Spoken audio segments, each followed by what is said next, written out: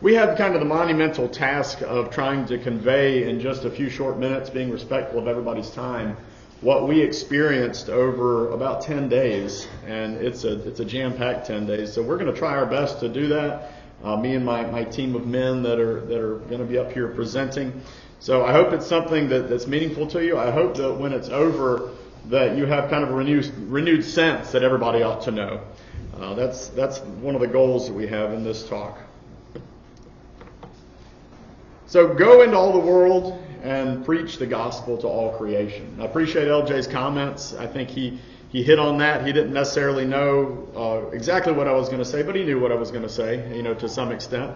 And I've taken that verse, to mean a lot of things in my life. Obviously, to the people it was spoken directly to, they had a very specific mission.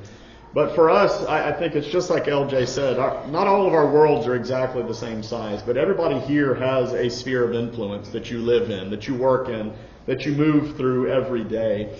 And it really is our job to share the facts of Jesus, to share the wonderful story of Jesus.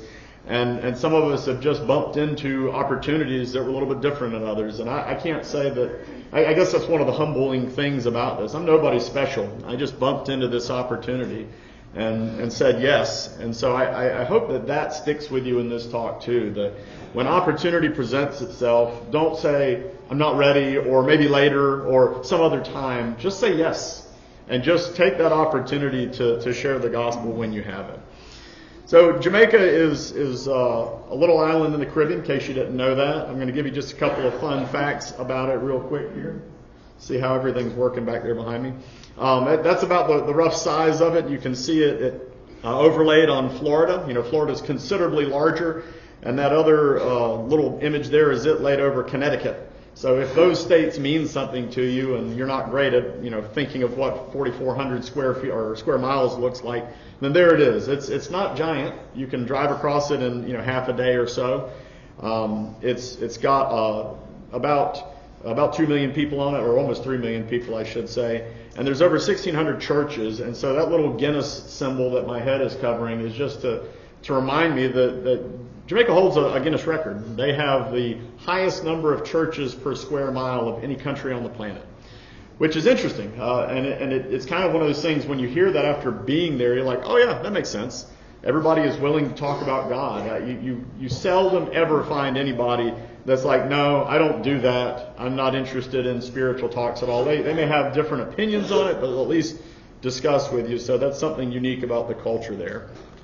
Obviously, that's Middleburg. You know where that's at.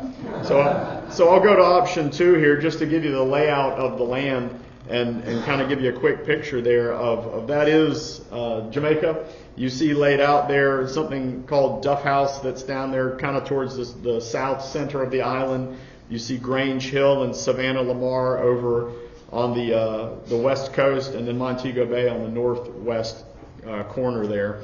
And those are the areas that we generally frequent. We didn't get to really do anything in Grange Hill or Savannah Lamar this year.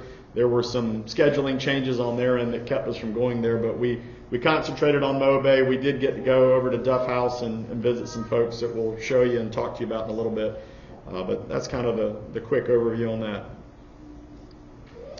All right, van life. There's a lot of driving involved, and we don't always present this idea, but everybody crams into a van, and everybody goes down there, and everybody gets to spend a whole lot of time in the van.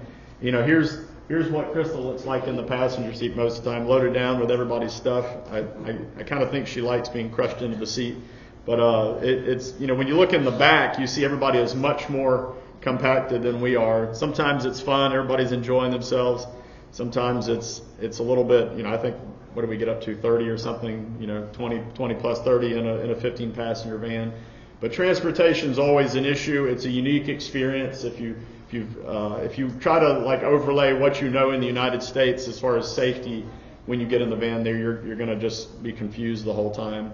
Quick shout out to our back row people that consistently take the back row so that no one else has to, because sometimes oxygen doesn't exactly make it to the back, and once everybody piles out, these poor shells of what they used to be from the back row, fall out on the ground, and we have to try to resuscitate them a little bit. Just wanted to give you kind of a snippet of what driving looks like there. Obviously, we're speeding this up a little bit to help you get through it in a short period of time, but a lot of variety in climate and different areas you drive through. Some's very beachy, like maybe you picture. Some's more inland and clay and trees and stuff like that, but it's always fast-paced. So while I did speed this up for effect, it flies by you. There's so much going on at any given moment. There's people walking across the street in front of you. I'm a little bit immune to it, but the folks that have been or that are new have to remind me of like, hey, isn't this weird that there's people like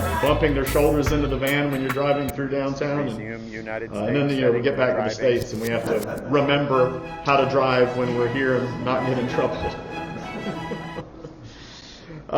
So with that being said, now I mentioned my team. I'm going to hand it over to Wade and let him bring his thoughts. And also the young men are going to deliver their thoughts, and then they're going to read some of the takeaways that some of the ladies had as well.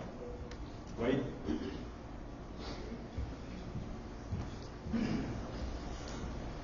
Good morning.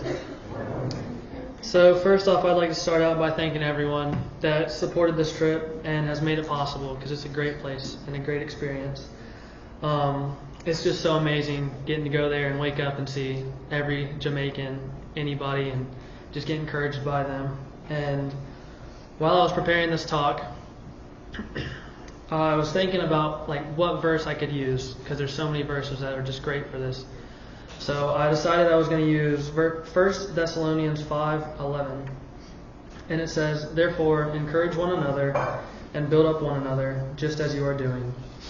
So I like this verse because not only were we encouraging them while being there, but they were encouraging us.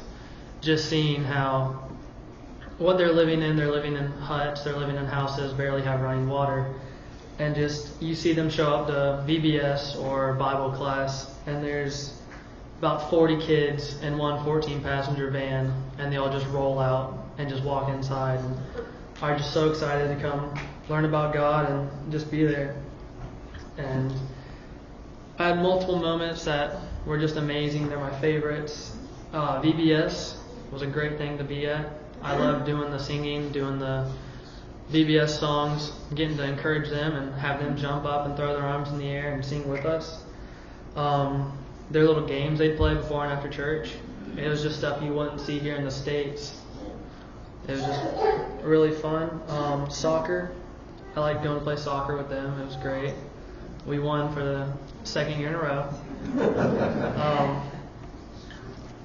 The excitement they get from being there and learning about the Bible. Everyone's there and ready to answer the questions. And I love the choruses. They just sounded wonderful. It was a really good encouragement to me, just hearing the choruses. I like doing the Bible talks. Those were fun. It was really encouraging doing those and having people listen and kind of just get to do more.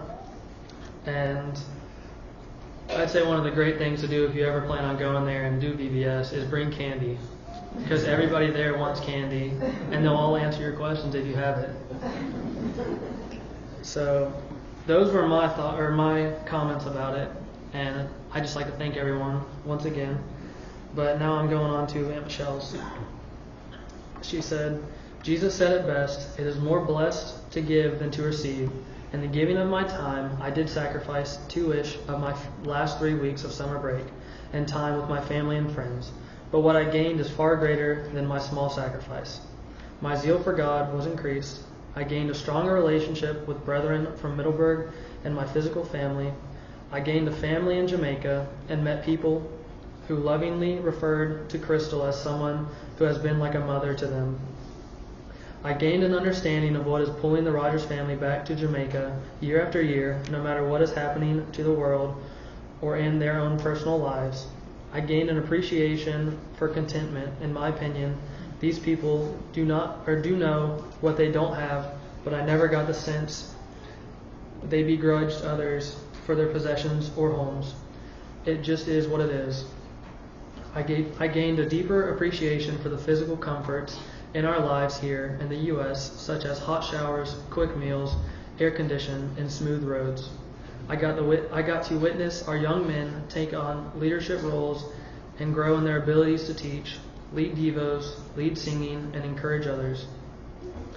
I learned that you can keep going and serving beyond what you think you can do through Burt's example. I was able to witness Burt give so tirelessly of himself from morning to beyond midnight, solving problems, chauffeuring, preaching, leading singing, plumbing, changing tires without complaining, or snapping or showing signs of being overwhelmed.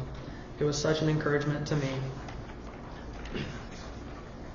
I am so thankful to you, church, for sending me to Jamaica.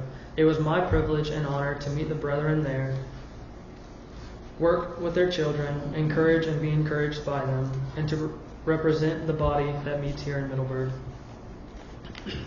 Thank you.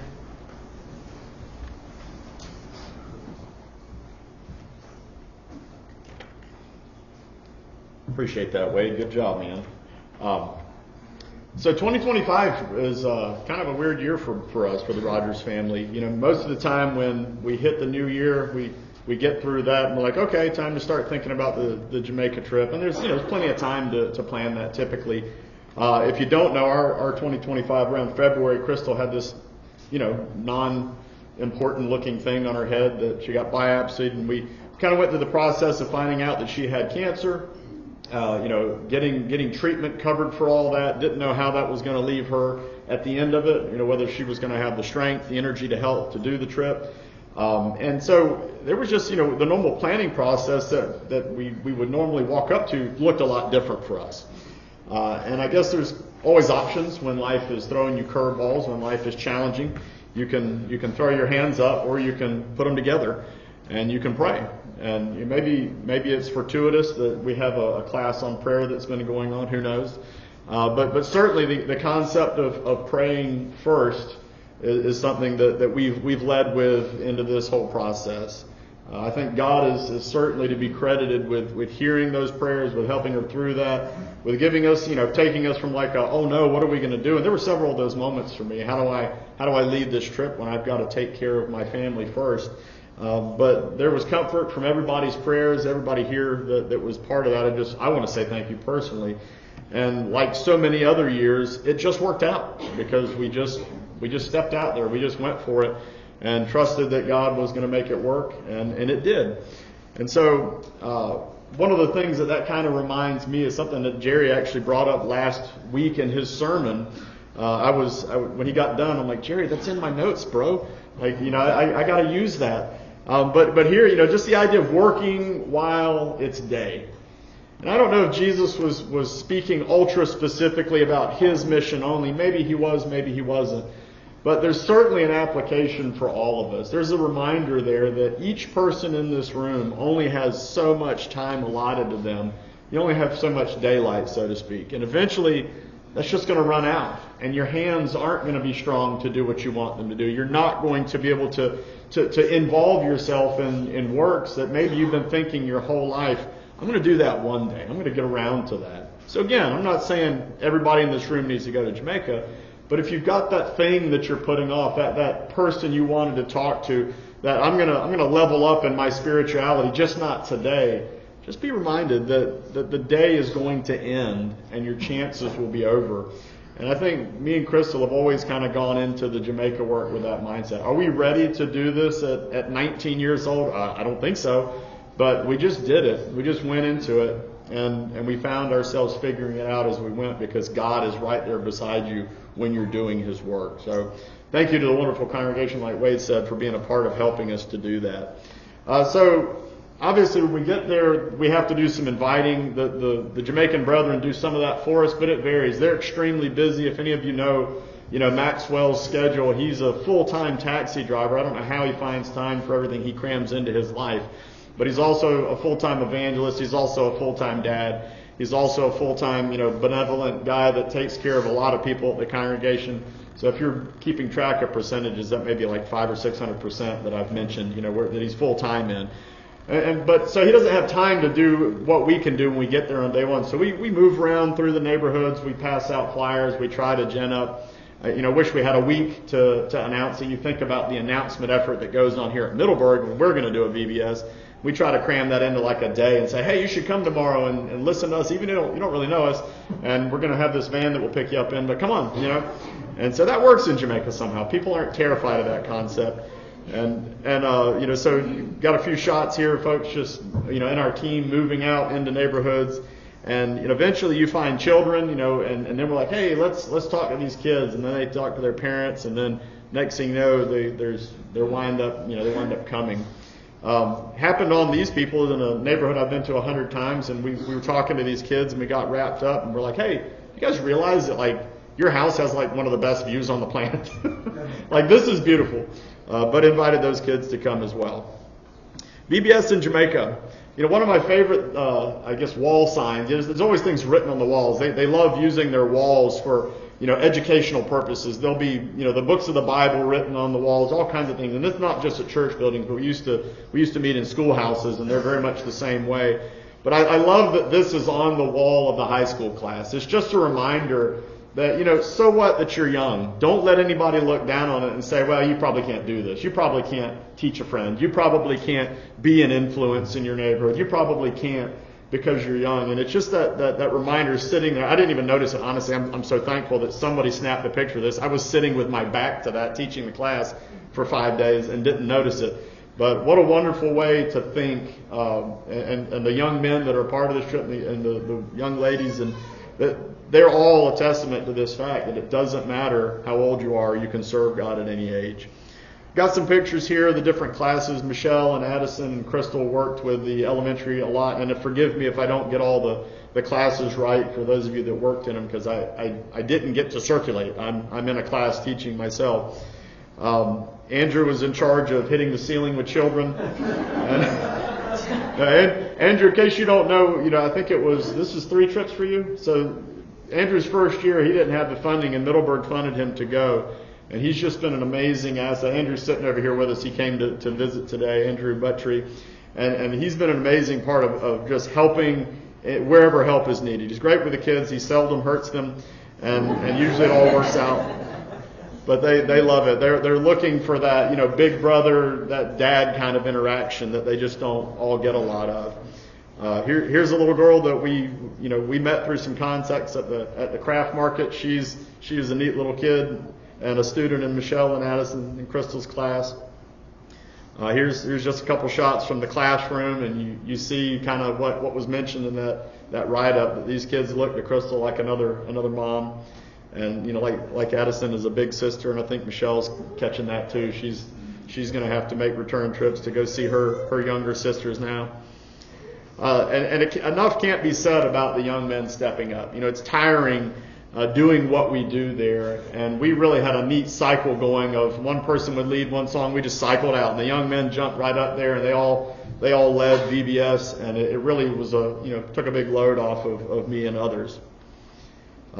Just some more shots of VBS, kind of give you an idea of the space there. This is in Montego Bay's meeting space there, the building that was built for them several years back. And, when in doubt, just teach on the floor. Who needs tables? That's a very Jamaican way to do it. Just work with what you have and make it work. A couple of shots from the high school class. I think, the class sizes usually grow daily as kids get home and tell other folks about the classes that are going on. The ladies' class here, you can see they're pretty well lining the walls in the room they're in. I think we're probably leading booster there and having a good time. And then occasionally you get bejeweled. The kids just love the adult attention. They love the adult interaction, and there's so much to be said about building those relationships through that teaching environment. The men's class here, a lot of great guys and some new faces that we haven't met before. There's another congregation in Mobe that some of the folks have moved away from and are now working with the church that we work with in Montego Bay. And here's some more shots of Andrew doing his thing. He's the head of physical education. And everybody thinks they need to take him on, try to push him off the porch, before and after. And now we will give the floor to Lucas. He's going to bring his thoughts here and share some of the thoughts from, goodness, I can't remember who you're reading. Are you reading Crystal's? All right. Come on, Lucas.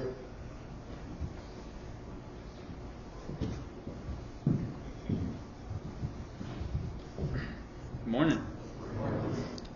Like Uncle Burt and Wade said, I just want to start by thanking everyone for supporting us, for giving back so we can go preach the gospel throughout the world.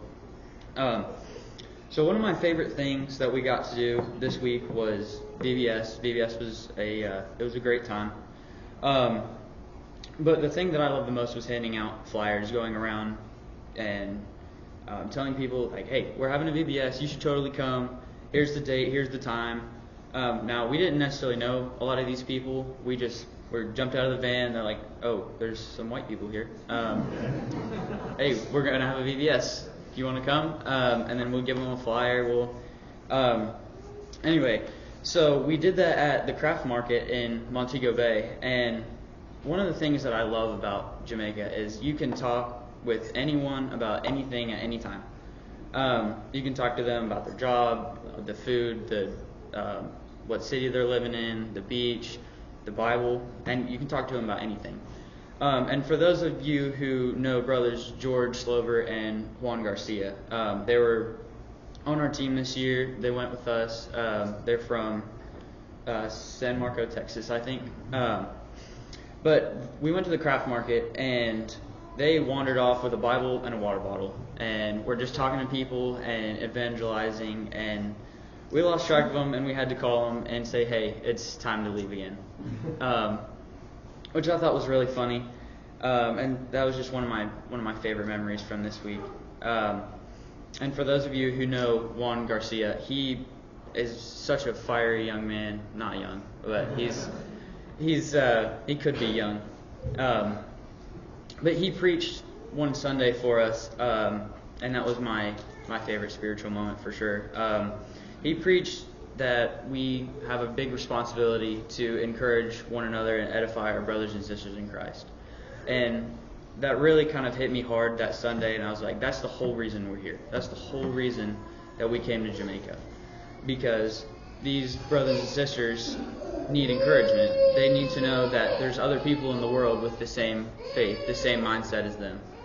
And I feel like we really fulfilled that very well with all the VBS work, with driving to Alligator Pond. We had a great time, evangelizing and encouraging all our brothers and sisters there.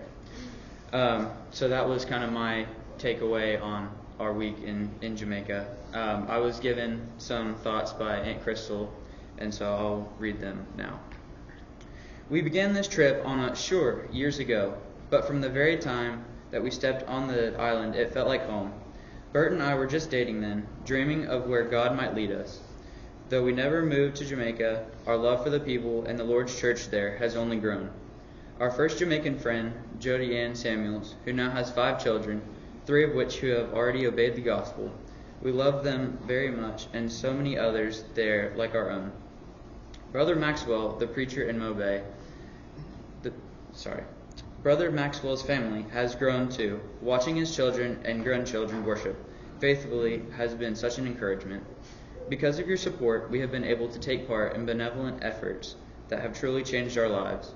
Over the years, we've watched the churches grow, while they have also watched our family grow, in marriage and children, and especially in our faith and devotion to God. Our family has grown and benefited in more ways than we'll ever know, as a result of the support of our Middleburg church family, supporting the Lord's work that we're involved in Jamaica. Some of my favorite memories and moments are the smiles and sweet notes from the kids who wait for me each year, not because I'm special, but because I'm a constant that they can count on. This year was especially sweet.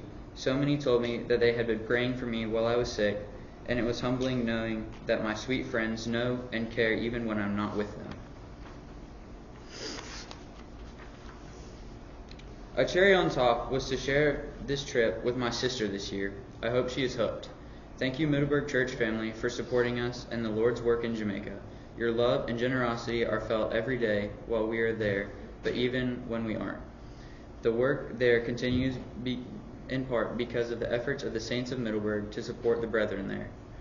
For the many hours spent on bumpy roads and car sickness, overloaded bus rides, back row bandits, and the most uncomfy seats, you know who you are.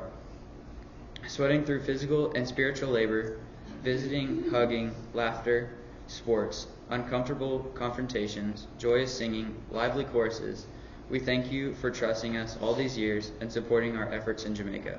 We love you.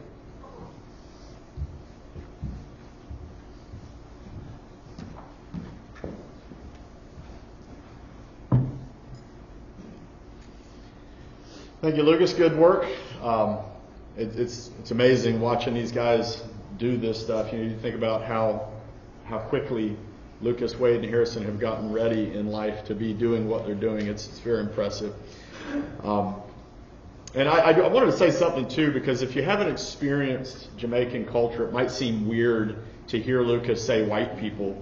But in Jamaica, there's just no stigma whatsoever about white, black, brown. They speak so open about it. One of the compliments, girl pulled me aside, I should say a lady, she's older than I am, pulled me aside and said, I just wanted to tell you that it's so exciting, that everybody's so exciting when we find out the white people are coming. And in America, that feels strange to even discuss a topic like that, but she was 100% genuine. She just said, we love the encouragement that you guys bring. We just know that you're going to lift us up, and I just want to thank you. And, so I listened to it like a Jamaican and not like somebody who's steeped in, 40 years of Jamaican or of American culture. I just listened like a Jamaican. So 26 years now, I guess, since me and Crystal started going, and her comments definitely captured a lot of my thoughts as well. Well, this is the building that, for a long time the congregation in Moe met in a rented YWCA, which was also known as a garage. And this is what they have now. They take wonderful care of it. They're continuing to just to clean it up and make sure that it stays nice. And it's good to see that being used in a good way. Just a quick shout out to Harrison. I'll get into some of these other folks more, but these young men led songs. They led discussions. You can see Harrison's kind of a mentor, just like the other boys are that go with us. Other young men that go with us are mentors to these younger boys. These guys are lacking that, a lot of male leadership. If you think there's a deficit of strong Christian male leadership in the United States, it's definitely happening in Jamaica as well. Seems to be a global problem from my perspective. But even something that simple, just caring for these boys, means so much to them. There's a couple of shots here of Wade leading some songs, Addison holding little kids, Andrew there as well. A couple of shots of Lucas leading devotionals. He mentioned that in his talk. Every evening when we get back, no matter how long the day has been, we have a spiritual talk, sing some songs of worship back at our hotel or wherever we're staying, and the young men from Middleburg led that most of the time. Obviously, we shared the wealth with Juan and George, and I don't disagree with what Lucas said about Juan being a young man. If you talk to Juan on the phone, or if you heard an audio message from Juan, you would think he's probably about 25 years old or something like that, because he is full of energy. He's just nonstop. That's Juan in the background there. He's older than that. There's Juan sitting next to Andrew. But we get to see sisters and brothers that we've known for many, many years, get to encourage them and be encouraged by them. Here's just another quick shot from our devotional time at the hotel. I did get to preach some. I always feel obligated to bring back some photographic proof that I did do some work there. So I did preach. This little girl super loved my sermon. She wanted to talk about it after it was over. Actually, her dad was visiting from somewhere else, and he had some questions about the sermon and enjoyed it. And we talked about being strong men on that particular night, I think. But yeah, just good times encouraging people. All right, so now without further ado, other than the time that it takes him to reach the stage, I'm going to invite Harrison up here to share his thoughts, and he's going to read some thoughts also from Jenni when he gets done with his part.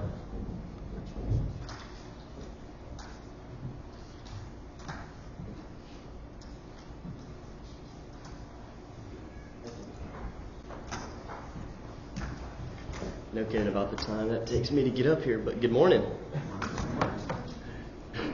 I'm going to talk to my family, my Christian family in Middleburg, about my favorite parts in Jamaica, as well as maybe give some encouragement. So let me get unpacked here for a second. So the first topic I want to speak about is the encouragement that I received from the Jamaicans and from the other missionaries who came with us. So the Jamaicans are very encouraging to each other, and everything they do is uplifting and edifying with one another. And whether they know you or not, they're still willing to sit by you and just be like, man, I really appreciate you doing this for us. That was really uplifting to us.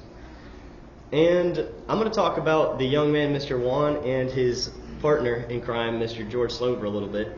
So Mr. George has come for a good bit of my life, and he's been a positive role model for me. And I've actually called him Uncle George for a few years because of it. He's never shying away from talking to people about Christ and about God's Word, and that's a very big encouragement and example for me. And then young man Mr. Juan as well. He's a fiery spirit. He will tell you if you need to change something, and he will help you to change it. And another thing about him being a young man is one day he decided he was just going to do some push-ups with us. So I think he may be 70 or something like that, but he got on his knuckles on gravel and just banged out 10 push-ups faster than I could, and we're trying to do it with him.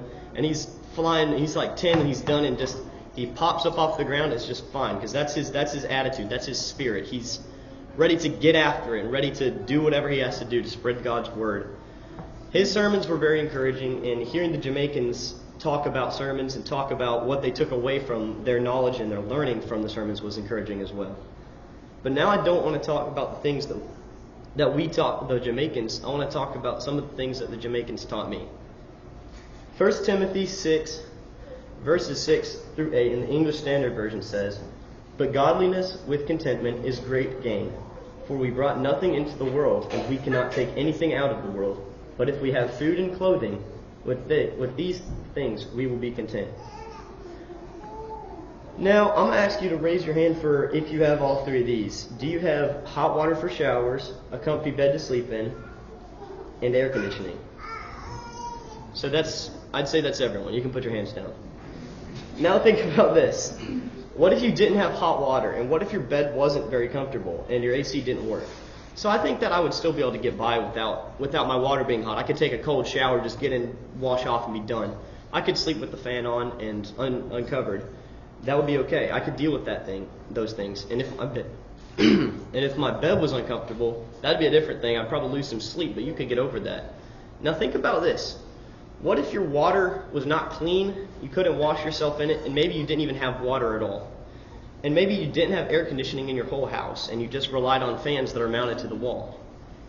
And what if you didn't even have food to eat?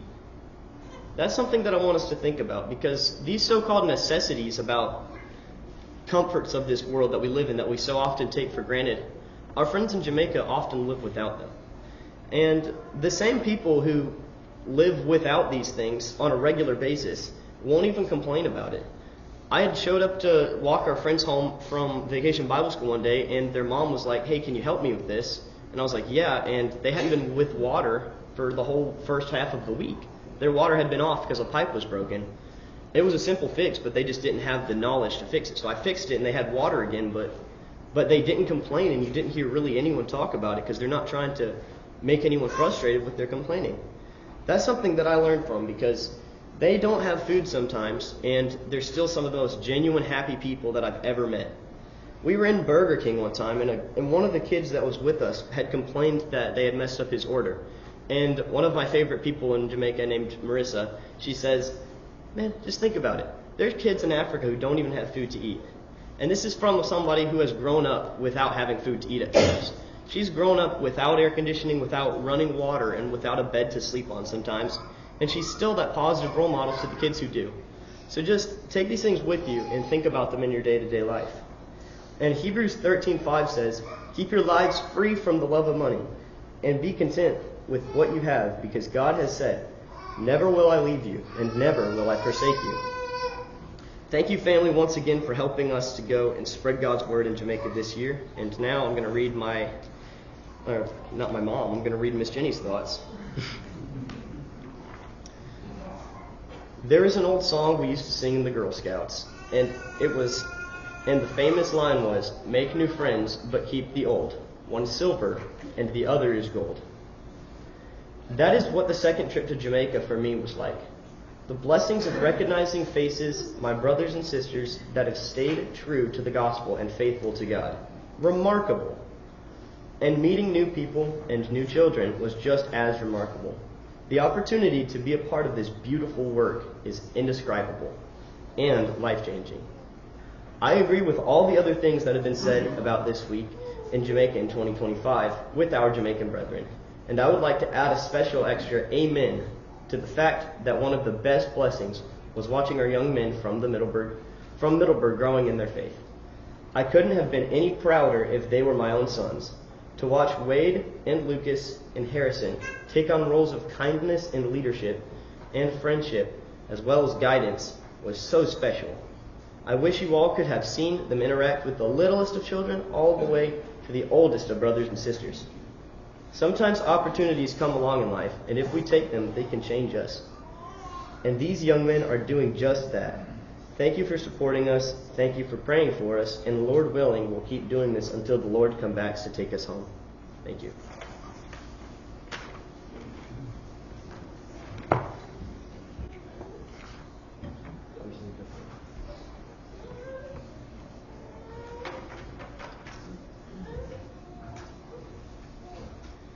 Good job, Harrison. I appreciate that. I don't know how Jenni knew everything we were going to say and was ready to say amen to it, but she did good. She did good. Yeah, you can't say enough how wonderful it is to watch these young men help with something just like all of us. At one point in life, none of us knew how to do this. None of us knew how to be encouraging. We were takers, and that's all we knew how to do. And to watch people move from where we all start to this realm of being givers is a true privilege.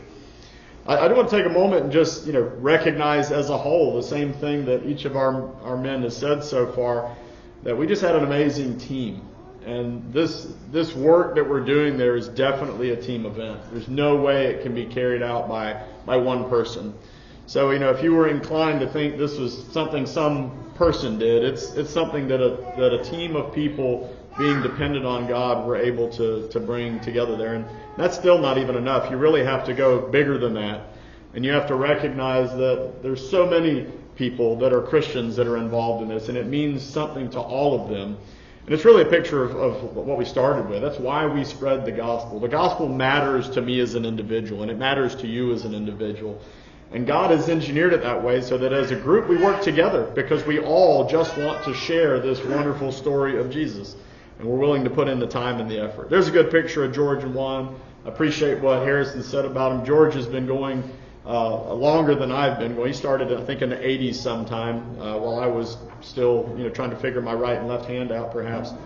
But Juan is a more recent acquisition or joiner of the group. And he's just done an amazing job as well. Of course, then there's Maxwell and Renee. They're so busy, it's hard to get a picture of them together. Last year, I forced them to stand still, and I got a picture of them. And it was like the most awkward picture in the world because they both had things they needed to be doing. So I'm like, I'll just capture them doing their thing this year, and I'll put them together in one shot. Just to show a little bit of the strange things you have to do in Jamaica. Sometimes when you book a stay, you're like, yeah, it'll just work out. Most of the time it does in Jamaica. Sometimes it doesn't. Sometimes you have to grab your suitcases and pull them down the street and go stay in another place just across the street or down the road because other guests are coming in that ultimately are going to decide not to stay but leave and then leave your original vacancy available. But that doesn't always happen. But that's what this picture is capturing. Here's a picture of Jenni over there cleaning the floor, working. I don't usually get to see this either because I'm shuttling people back to their homes, and so people catch these shots of somebody doing something. I'm like, oh yeah, that's right. We gotta do that too, don't we? But it's already done because so many workers are there helping out. Addison's there wrangling kids in the back seat. keeping the peace, I'm sure. There's a comment made about how, the neat games, there's like a camaraderie that's built over years of knowing anybody. And I just got a quick shot here of how, you can step away, but you step right back in when you return. And Addison actually told me she didn't write down like a long, she's brief. She didn't write down a whole bunch of thoughts, but she said, Dad, and some people are not quite as quick. But she said, Dad, I base my whole year on Jamaica. Some kids like use Christmas, but for her it's Jamaica. She's like, that's like my day one, and then the rest of the year I'm just waiting for it to clock back around to Jamaica. And it's because of how endearing the people are, how wonderful it is to be a part of it. And as we talk about teams, we talk about camaraderie, talk about everybody joining together, I just want to mention one more time, that this group here has been supporting that work for 26 years.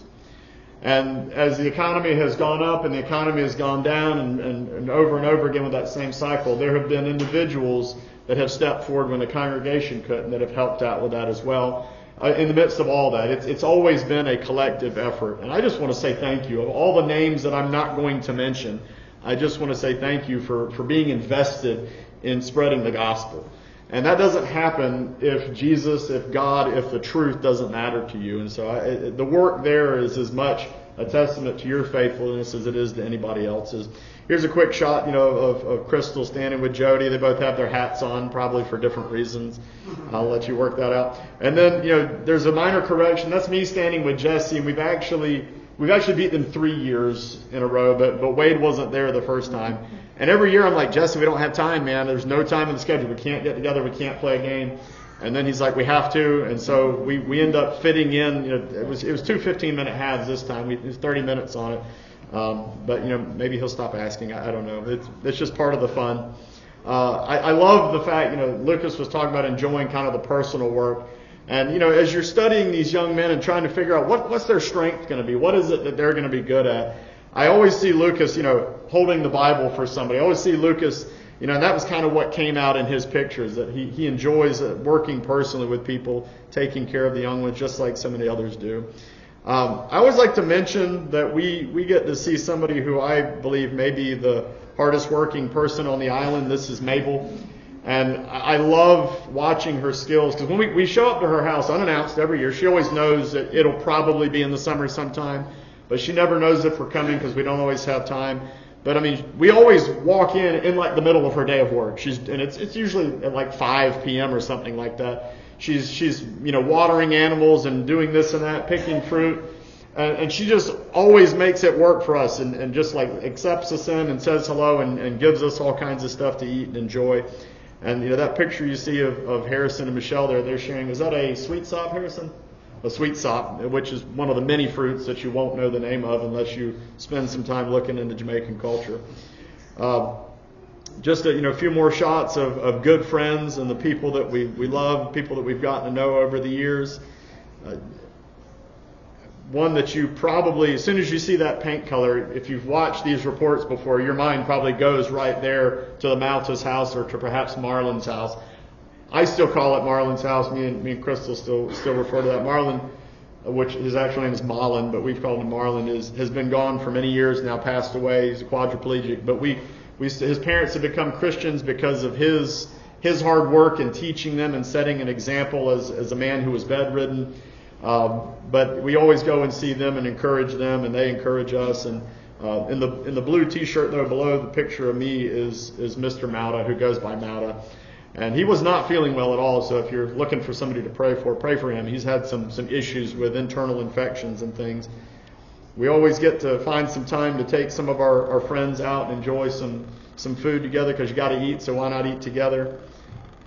Picture of the group there at the Maudas. We usually try to end on the last night we're there with a big gathering of everybody that can make it there from Montego Bay at the place we're staying. So we got a mid-level selfie there. Sorry I didn't do better. The lighting's kind of poor. And then I always want to talk about this. I always have a section called Things Ya See, because you see things in Jamaica that you don't see elsewhere. So we got to talk about Things Ya See. Beauty everywhere. Beautiful island, beautiful oceans, beautiful water. I love weather, so it's always fun to watch, the clouds roll over the mountain and then the rain coming at you and then it passes by. Beautiful shots from the airplane if you have your eyes open, not directed at anybody. And just very much like Florida in regard to the weather, except for they seldom have lightning, which is an interesting thing. When you hear a rumble of thunder there, everybody's like, "Whoa, that was weird." So not like Florida in that regard. Caught a beautiful rainbow there, as all the things are going on. It's kind of a picture of Jamaica. A lot of chaos, a lot of beauty. A rainbow, God's promise that He'll never destroy mankind through a flood again. So there's just the same beautiful things that we see here. I'm an electrician. I'm always looking up at the line work. Beautiful, beautiful vine that's growing just naturally on this pole that will one day cause an explosion if somebody doesn't take care of that. But that's beside the point. But it's beautiful right now. Michelle got to visit. I don't know if that's her first outhouse, but first outhouse in Jamaica as well. So, there's this poisonous fruit there that will kill you if you eat it before it's open. You have to actually let it open on the tree, and the poison metabolizes into a sugar that's edible and it won't kill you. And this is a picture of Miss Mauda cooking some up for us, and yes, we ate it, and here we are. So she's trustworthy. She only uses the open fruit. This is a shot that I always got to find some little piece of culture to bring back too. This is a picture on the door of one of the restaurants. Maybe in America you'd see like no outside food or drink. But this is, beg you please, wear shoes and shirt, no animal, no smoking of anything, and no bring your fancy food from other place in a shop. Please and thank you. And that's what you see there. And don't bring your food in here. It's not welcome. Of course, the boys are always finding some critters. That is a rather lobster-looking crawfish. He's probably 6 inches long. That actually we found at the river there at the hardest working lady in Jamaica's house. And then the other thing you see there is a 40 leg. And those things can actually get up to like 12 or 14 inches long. You might know it as a centipede. But because they're so enormous in Jamaica, they just go ahead and give you an accurate count of how many legs it has. And it barged into one of our studies and sent women on top of couches. And of course, none of us men were scared. But we handled the situation. There's just beautiful, beautiful scenery in Jamaica. You see poverty, you see suffering, you see homelessness, just like you would in any major city. You see, community in its own form. These boys may just be taking care of each other. Maybe they're a gang. I'm not sure, but there is that sense of a strong sense of community there. Sometimes that ends well. Sometimes it results in clashes with law enforcement because one community doesn't agree with the other. And you see love. You see people being people and doing human things, taking care of one another. This is not an uncommon scene to see a man in full military fatigue because they've integrated military and their police now to keep law and order. But here he is, probably found a little girl where she didn't belong and is trying to walk her back to her gate, as they would say, and get her back to her family. So, kind of finishing where we started, going back to the thoughts that we began with, 2025 was an interesting beginning, especially with regard to the Jamaica trip. But through God's support, through the support of our brethren, all the prayers, everybody pestering God to help Crystal get well, everybody reminding God that they too were thinking about her and about the trip, help this whole thing to come together. And that is much to be appreciated, much to be recognized, because God cares about His people.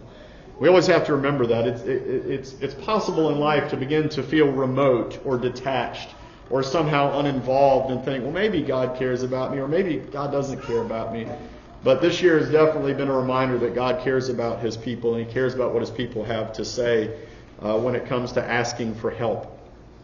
Ecclesiastes 12, if you want to turn there, this will be the final section of verses that we're going to look at.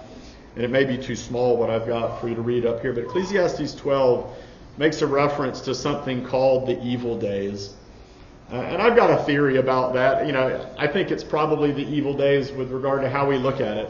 This passage is about getting older and not being able to do what you once could. And that, I think for a lot of us, it sounds evil. It sounds bad. And who wants to celebrate their decline into a time where they're not as good as they once were? They're not 100%. But I'll just read this here. It says, "Remember also your Creator in the days of your youth, before the evil days come, and the years draw near, when you will say, I have no delight in them. Before the sun and the light and the moon and the stars are darkened," and just a hint here, they're not actually going to get dimmer, just your ability to see them will. "And the clouds return after the rain, and the day when the watchmen of the house tremble, and mighty men stoop. The grinding ones stand idle because they are few, and those who look through the windows grow dim." So just a reminder that no matter how strong you are, no matter how vigorous you've been in life, the day will come when those things aren't the same. And you might look back and think, man, I should have, I wish I had, if I had only during those times when I had strength. Verse 4, "And the doors of the street are shut at the sound of the grinding mill is low, and one will arise at the sound of a bird, and all the daughters of song will sing softly." Again, the daughters are not going to sing more softly. We're just not going to hear them as well as we age. "Furthermore, men are afraid of a high place and of terrors on the road.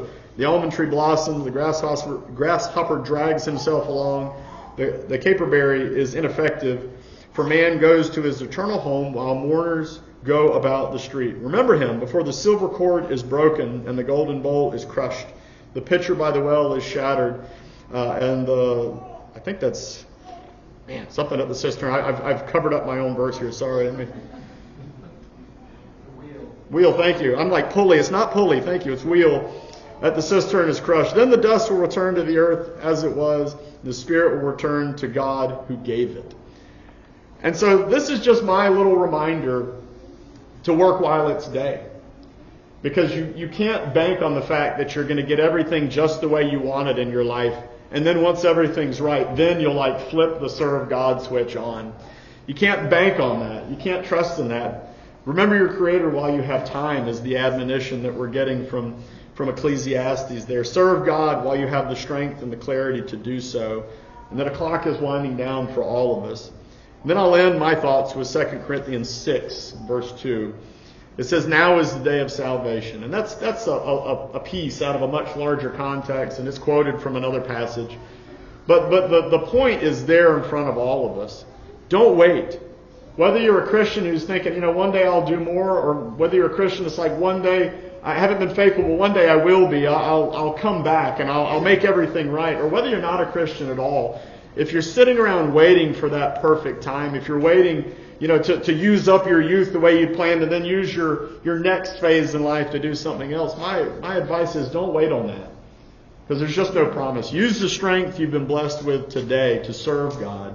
Use the strength you've been blessed with today to make your relationship with Him right. And if you don't have one, use the strength that you've been given today to serve God by becoming His child. You're sitting in a room full of people that are all in on that purpose, that want to support you in that want to help you to get closer to God. So if you're sitting here thinking, man, I don't know what to do, we want to talk with you. We want to help you. We want to study with you just like we would anybody else. And if you're subject to this invitation, it's wide open for you right now. Please come forward while we stand and sing. It's been a great change since I was born. It's been a great